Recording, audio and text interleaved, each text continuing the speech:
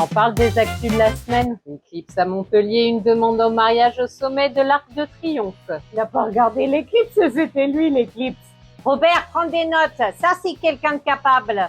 C'est ce qu'on appelle du romantisme en édition limitée. La prochaine, elle est en 2081, si on veut la même.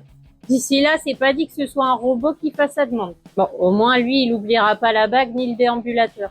Propos antisémite d'une commerçante en Isère, le ministre de l'Intérieur dénonce. Une enquête est ouverte. Oui, voilà, il pourra pas dire que c'est la Lune qui lui a éclipsé le cerveau, hein. À ce niveau, c'est un trou noir d'éthique. Franchement, comme pour le permis, on devrait généraliser les stages de récupération de neurones citoyens. Elle a sorti sa face caméra sans cligner. Même les cailloux des deux Alpes, ils ont baissé les yeux. Et pourtant, ils ont même pas de paupières. La montagne, elle derrière, elle a carrément demandé un transfert dans un autre massif. Interdiction des réseaux sociaux pour les moins de 15 ans, le Conseil constitutionnel censure la loi. Eh ben, il y a le contrôle parental, le truc magique qui marche parfaitement. Jusqu'au jour où papa, il oublie le code et demande à son fils de 12 ans. Comme dirait un grand sage garagiste, quand la route est mal foutue, ce n'est pas aux automobilistes de repeindre les lignes.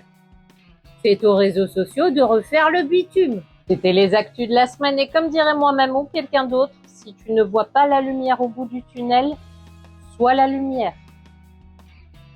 Ou le tunnel.